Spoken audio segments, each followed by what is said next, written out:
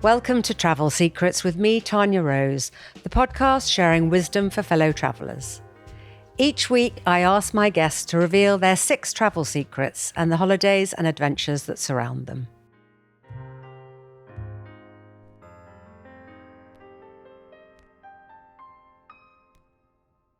Today, my guest is the wonderful British actor, Toby Jones.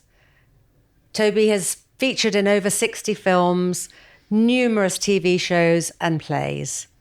To me, he is the best Truman Capote in Infamous. You were just sensational.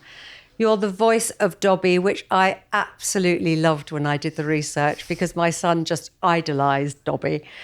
And your stunning portrayal of Alan Bates in Mr. Bates versus the Post Office has brought to the forefront one of the largest miscarriages of justice, I think, that this country has ever seen. I mean, it's quite amazing what a drama can do, isn't it? Yes.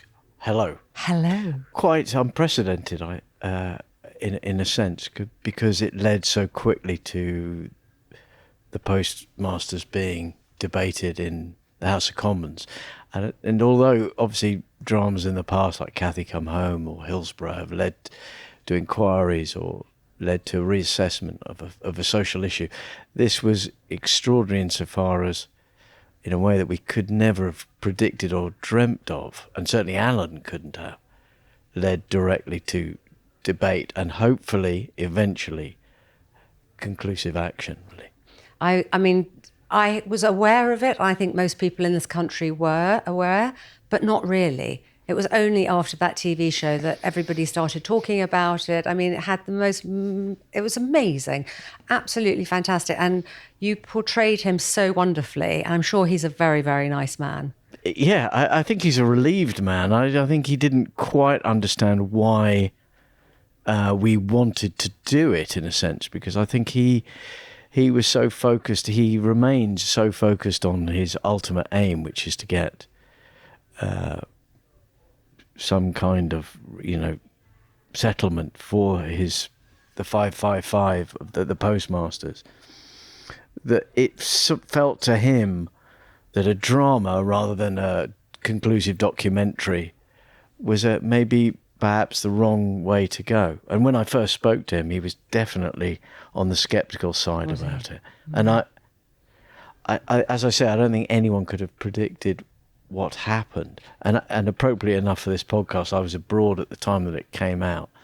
And I remember getting this text saying it's gone mad with the show, the impact of it. And I don't quite know why that is. I'm not, it's not clear why a particular drama suddenly catches fire. But I'm very relieved it did. And Alan himself, admits to being totally stunned by what it did, really. Well, congratulations. And he got a knighthood from it as well. So your portrayal has obviously shown him in the very best light. Thank you very much for doing that for the whole country. So before we go into your travel secrets, you went to the Jacques Lecoq School in Paris, which is mainly mime and movement. I'm dying to hear all about that. I'm sure you've got some wonderful, wonderful travel tales. But before we do the travel secrets, perhaps you can just tell us a little bit about yourself and how travel has impacted the person you've become. Travel's such a big term. Like everyone in the world, travel's been a central part of my life, in the sense that I was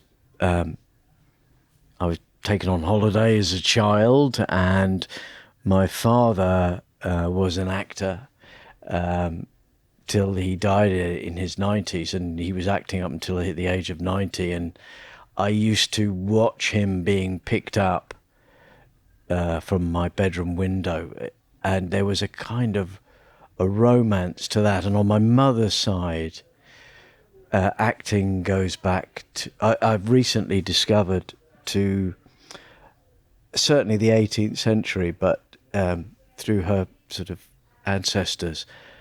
And when I tried to find out further than the 18th century, they said, well, there won't be records of that because people were on carts. They wouldn't actually been registered. So what they did or whatever. So That's amazing. They It's were gone all the literally way back. they were literally outside of social society, really, in a way. That's So, amazing. in a way that I was always embarrassed about my family being involved in acting as a child and an adolescent, I didn't really want anything to do with it. I recently, when I discovered that my mother had this lineage, and I suppose a kind of rootlessness, which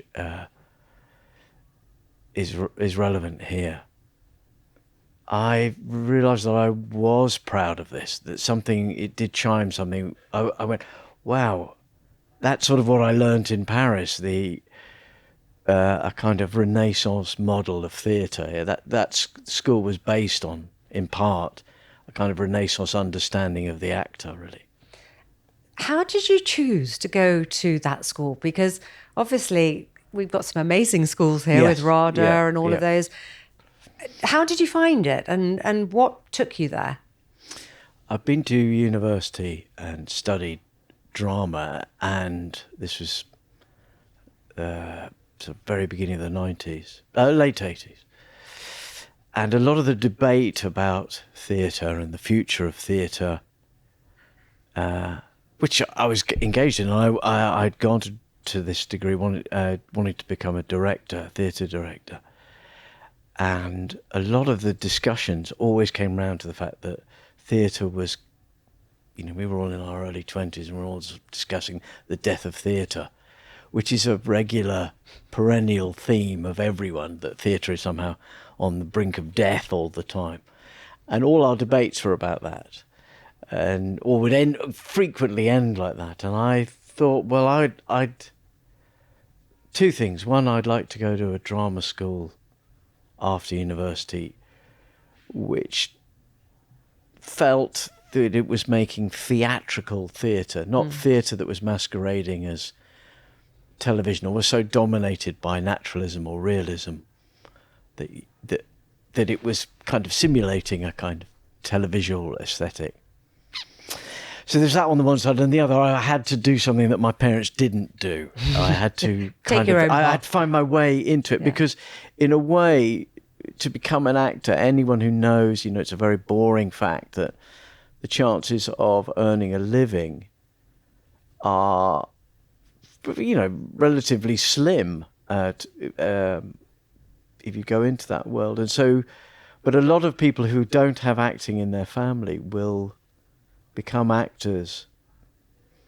And just the very fact that they have become an actor will tie them into the business in the sense that they've rejected, they've chosen their own path. Yeah. And it will give them a kind of romance to their life that will protect them in a way against some of the hardship of the business. I think that people, just to say that they've chosen that path, will be a kind of defense. And I didn't have that.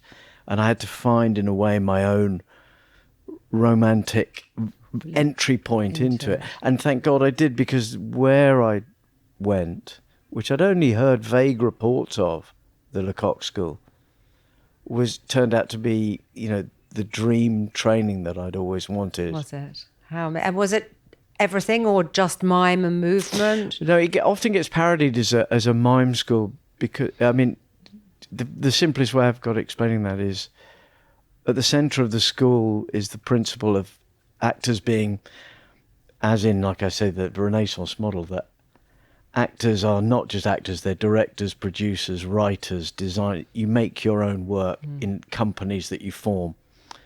The school was made up of people from all around the world, and it was made up of you improvising and making stuff and mask theatre and all different kinds of genres of theatre, but no typecasting. Everyone was capable of everything. And I think the idea was that to find out what words you need, let's work with silence until we find out what words you need and what can you show with your body, so that you're not doubling up, that your body isn't just simply saying what your words are saying. So you're really feeling it. Yes, that you find out what objects you need by having no objects. Rather than having all the props, you find out which props you need. Yeah. Or maybe you do the whole show with one prop. That says something about your show. Anyway, it would take a long time, and this probably isn't the place to go into but it sounds... why I did the school. But it's the most extraordinary training, and he was the most extraordinary teacher. And all of us who trained there went through such ups and downs, but nonetheless, it was such a fantastic dynamic training to work with people from all around the world that necessarily you were making original work by the time you left. How amazing. So let's go into your travel secrets, because maybe Paris will come up as one of your destinations. What is the number one destination you think everyone should go to once in their lifetime? Cliche of the year abroad when I was 18 was to go to India, and just the diversity of the people, the diversity of the landscape, the scale of the experience is so intense. And when I've been back there, it remains intense.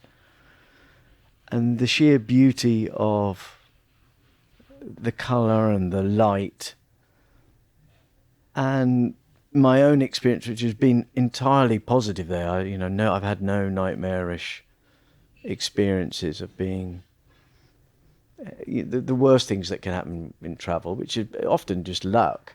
I've never had that.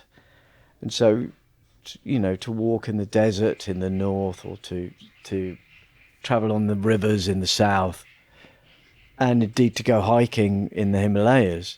Beautiful. This changed my life, but there's something about where it occupies my mind now. Maybe that's related to a moment in my life when I went there, and in a way that's true of all travel. Yes, it's linked to when you go there, and how receptive you are. My entire attitude to travel has changed massively as I've grown older, and as the world has changed. So much of when I was 18 was about disappearing, and the possibility of disappearance, and the possibility of going on no one knowing where I was, and going to a place remote enough that no one could possibly imagine where I was and what I was doing. That idea has largely gone with the invention of the mobile phone. Sadly. So that when my children travel, you can have direct access to them. And I think that side of it is one of the things that's changed my attitude towards it a bit. It's made it I fetishize it less, I think, now. India is amazing. My sister got married in the Himalayas, and it was like a 3-day wedding. It was not a great, huge wedding, but it was just beautiful. He arrived on a horse, and they were wearing the beautiful things around them. It was a really, really very special time. What is the most overrated travel experience you've ever had?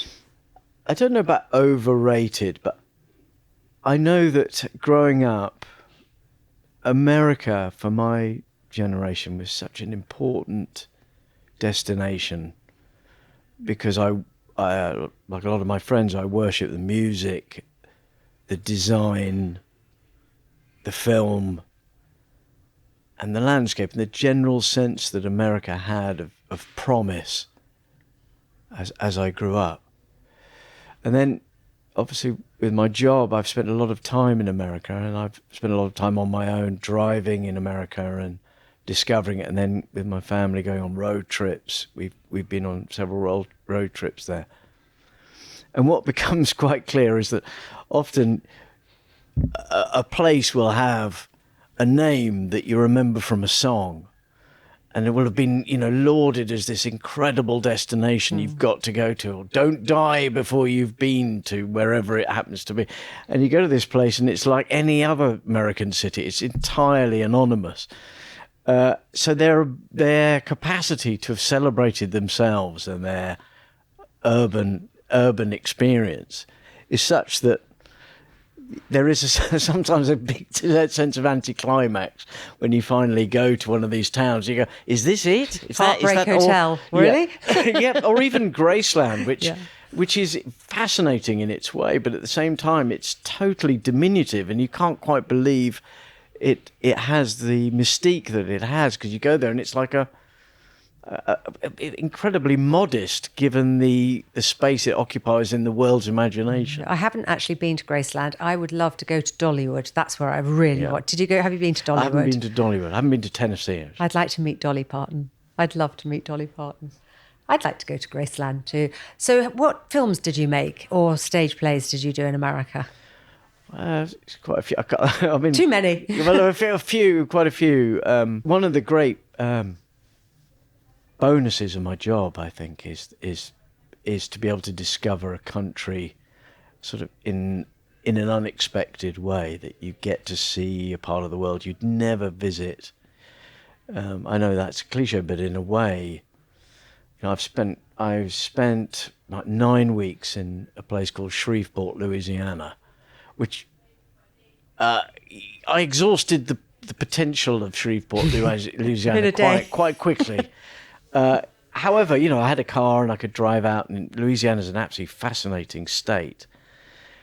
And because of Katrina, they'd moved all the shooting that was going to be in New Orleans up to Shreveport, because the film companies get a tax break for that. Oh, do they? Yeah.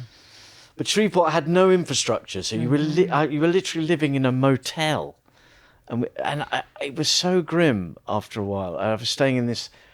Its only claim to fame is it has casinos that aren't allowed on the land, so they put houseboats. Oh no, floating casinos. They're floating, and I was staying in one of those, and I said, I'm afraid I can't stay in that hotel. It's just too depressing, because there were people there on their way to dropping their kids off at school, and they pop in for a quick gamble on their way to school, leave the kids in the car, or you had people on drips coming out of the lift, and you go. I said to the production, I said, I really can't stay in that hotel. It's too much. It's too much for me. I need to be working. So I stayed in a motel out of town. Anyway, I finally left Shreveport about 9 weeks later. I was thinking, wow, I'll never go there again. And exactly 1 year later, I landed in Shreveport to make another film there. But they'd built a Hilton in the interim, such as the American dream. Yeah, dynamism. You know. That's extraordinary. Actually, one of the next questions was, what is your most unexpected travel tale? But maybe you've told me your most unexpected travel tale. I think he has to return to Shreveport. That's hysterical. Yeah. Let's go on to food and drink. Food and drink is so important, and it's so much part of travel. How do you travel and eat? Do you have favourite restaurants, types of food, cocktails? Let's just talk about food and drink and when you travel. Yes, I mean, I'm keen to travel wherever, sort of local food. You see where local people are eating, and that's where you go and eat. And that's true whether you're budget traveling or whether you're traveling for work, like I do often. And you're always looking I'm always looking for where locals are eating. And often that turns out to be markets, or turns out to be places that you get recommended. And then, I mean, the most memorable food, I suppose, I've been hiking a couple of times in the Himalayas, and I remember we're totally ill prepared the first time I went. And the food, it didn't matter what we ate when we came back. We'd had such a limited diet that when we finally got back to Kathmandu, I remember we were both saying, this is the greatest meal we will ever have. It was kind of but it was like a bog standard, eat all you can. Curry. Buffet, that sort of thing. But then at the other end, I was really lucky. I was doing a film in Barcelona, and Robert DeNiro was on the film, and he famously runs several restaurants, and fascinated by where everyone was eating. And I had a friend in Barcelona. I said, well, I've been eating in this place. And he said, oh, well, tell me a bit about that. And so I was telling him about that, and he said, oh, that's great. Oh, that's great.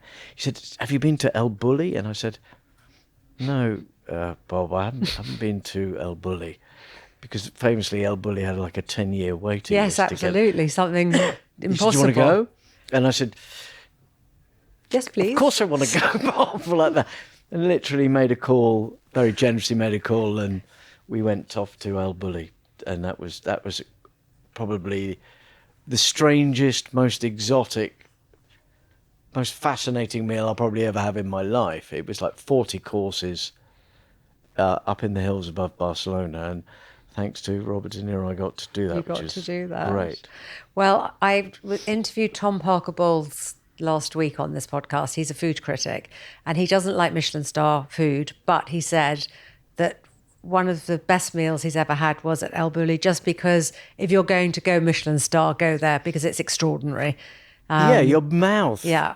I'm not a foodie, but your mouth, if it doesn't sound too strange, but my mouth did things are going on in my mouth that probably will never happen again. Yeah. Kind of popping and resonances that I couldn't even. I've never had that experience before. At one point, gold was put on my plate, and I said, "What's that?" And they said, "Gold." And I was, "And you want me to eat that?" And yes, sure. But nothing looked like it was supposed to look. It was extraordinary. Yes. Yeah, and that's the point. I think that's probably why the wait list is so extraordinary, because well, it's gone now. Yeah, it's long gone. You know. And I think he mentioned the other one that Heston Blumenthal owns, where he does all is it the duck? Fat duck, I think. And it's all like, different mousses and sprays. And sprays. And he said, if you're going to go that to Michelin star, that end, do something really, really extraordinary. What is your top insider travel secret or tip? Well, again, the main thing is to try and communicate. I mean, you're there because you want to learn something about, to be, to a certain extent, thrown into something you don't understand.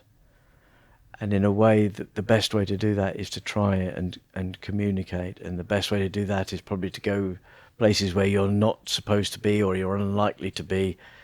And people will try and explain why you shouldn't be there, or explain how this place works, or whatever it is. And so, there's various things. I think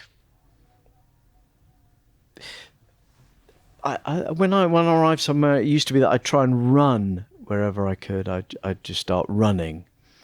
Now I don't do that. I'd walk. Certainly try and do yoga wherever try and find somewhere to do that, wherever they're doing that locally. Certainly, if there are record stores, I'd usually go to a record store, because usually wherever there's a record store you can buy vinyl, there's usually interesting shops around there, and you're likely to meet people who are interested in music and where you can see music. So there's that. It's odd. On the one level, you're trying to see things that people have already seen many, many times and have become celebrated. And at the other extreme, you're trying to see something that is unique to that place in a quotidian sort of way. Something that how people live, how people cope in their own lives with things you cope with in living in London. How do they negotiate those things? And oddly, if you can go to places that are dealing with infrastructure, I remember there's a great tour of the sewers of Paris, which sounds dreadful, but it's absolutely fascinating, because you suddenly see how Paris operates literally in another level. That's extraordinary. And so there's that. There are tours like that you can go to see that reveal a city in a totally new way. It doesn't have to be a sewer, obviously. But something different. Yeah. That's amazing. So you lived in Paris when you were at your theatre school, but I'm sure you didn't do the underground tour then. No, too busy. Too busy. Yeah. But did you love living in Paris? I often felt too scruffy to be there. I often felt like the city was operating on we were operating in a microcosm of a theatre school where you're totally obsessed with what you're doing and the people you're working with and the teachers. And the city sort of often gets in the way. And I've grown to love Paris more subsequently than when I was living there. When you're living there, living in a big city when you've got no money is quite tough.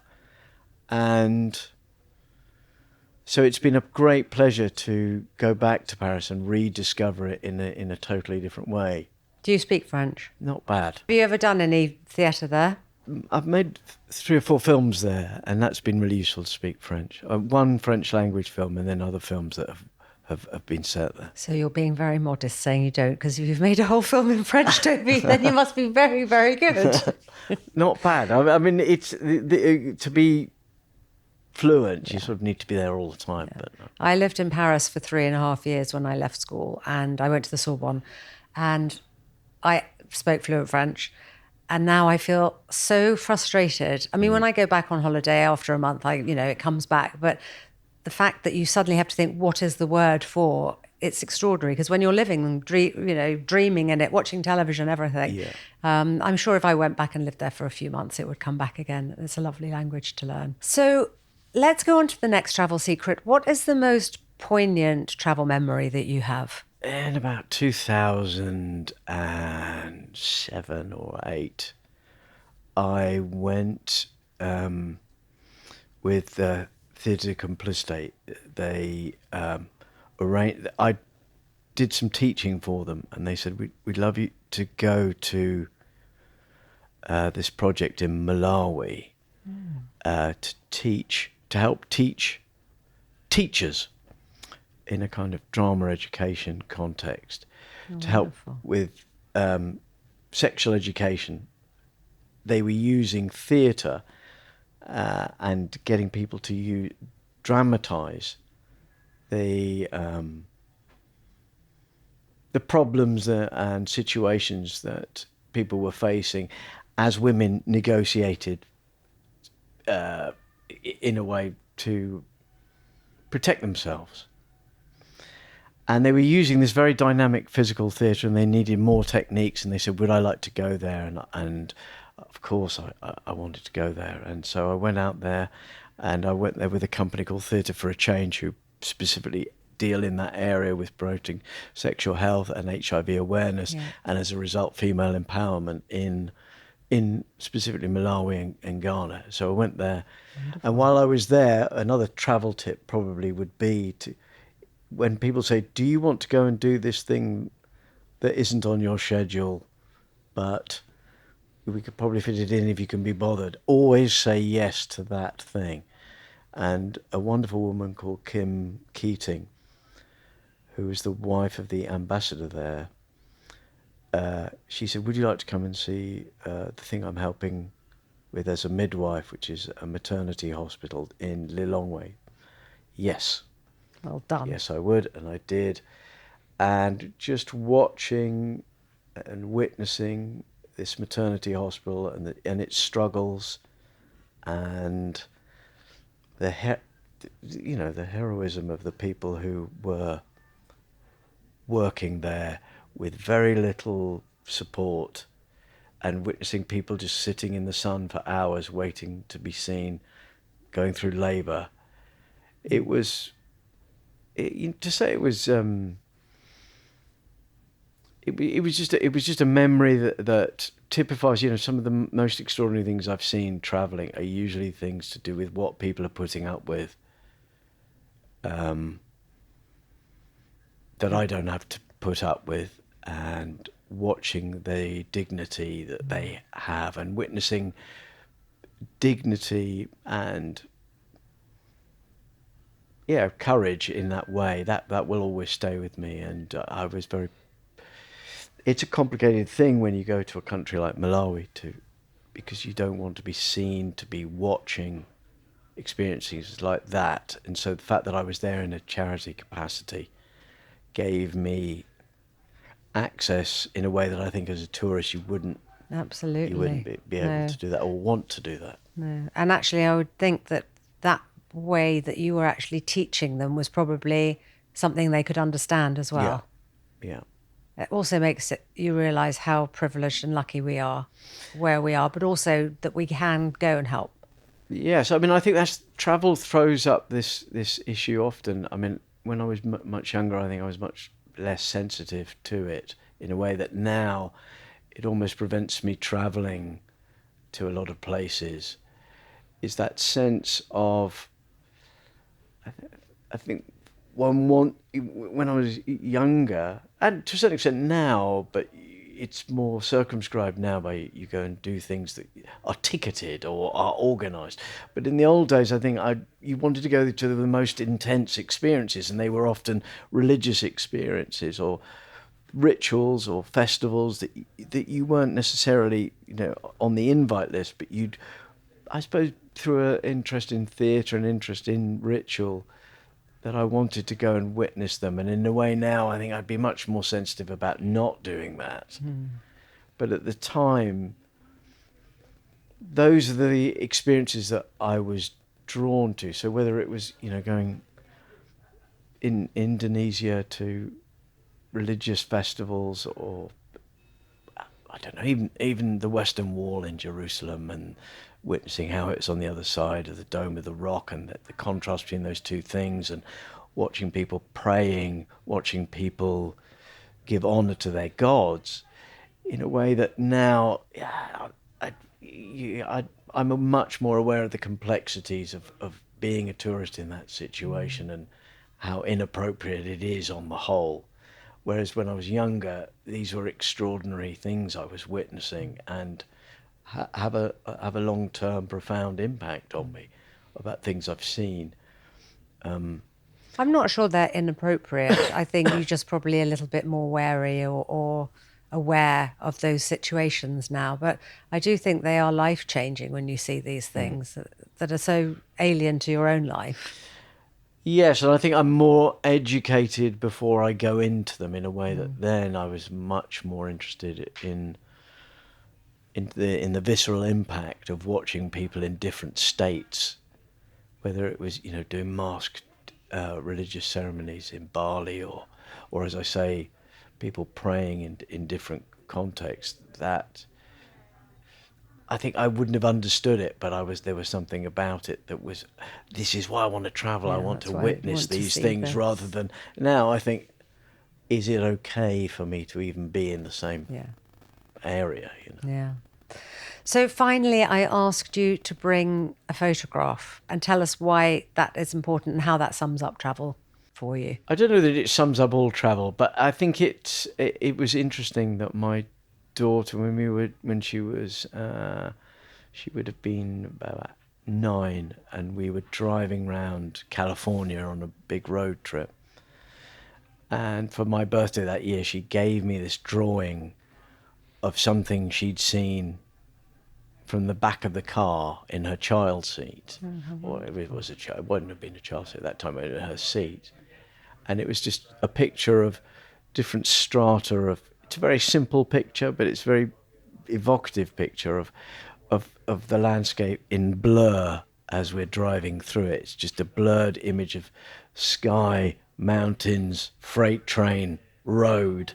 And because we were traveling for hours, there was just that sense that this is what it'd been like for her. And she still quotes it as one of the best holidays she ever had. How wonderful. Just this sense of movement, and the family as a whole moving forward in this landscape, and us as a kind of gang, never quite knowing where we were going, stopping at different places, some of them being planned, some of them being impromptu, and usually the impromptu ones, again, being the ones that were most menacing, and at the same time the ones we remember most.